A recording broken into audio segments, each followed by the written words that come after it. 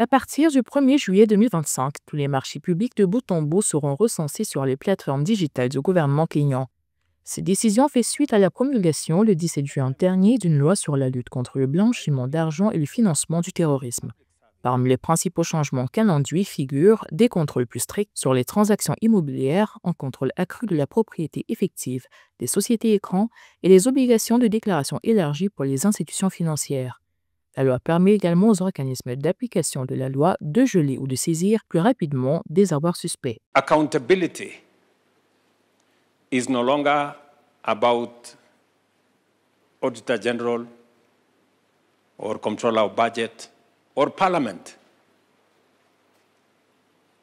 La responsabilité n'est plus l'affaire de l'auditeur général, du contrôle du budget ou du Parlement.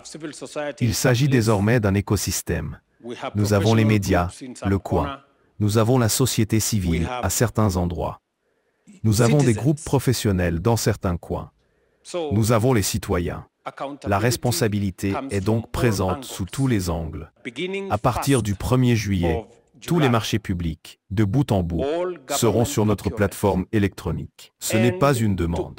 Il s'agit d'une instruction donnée à tous nos fonctionnaires responsables pour qu'à l'avenir, les marchés publics soient passés sur une plateforme électronique afin d'éviter les fraudes. It is an instruction to all our accounting officers that government procurement going forward will be on an e-platform so that we can avoid fraud. Initialement adopté par le Parlement en avril 2025, le projet de loi a été renvoyé par le président avec modifications proposées pour des dispositions plus strictes dans certaines clauses. Ainsi, la nouvelle loi aligne la structure juridique du Kenya sur les normes mondiales en matière de transparence financière et de financement du terrorisme. There are no exceptions on Il n'y a pas d'exception à la transparence et à la régularité des marchés publics. Nous devrions être en mesure de savoir qui a remporté tel ou tel appel d'offres et pour quel montant. Combien de personnes y ont participé et tout le monde devrait pouvoir y accéder.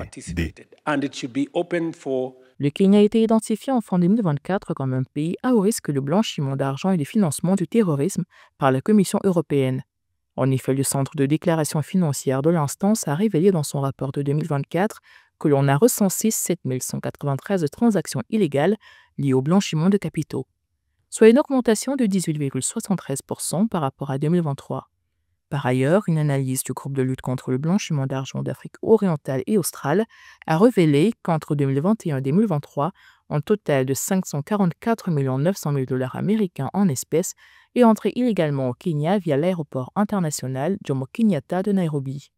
Le gouvernement espère que les nouvelles réformes permettront de redorer la réputation du Kenya aux yeux des régulateurs mondiaux tels que le groupe d'action financière GAFI qui surveille le respect des normes internationales sur ces questions.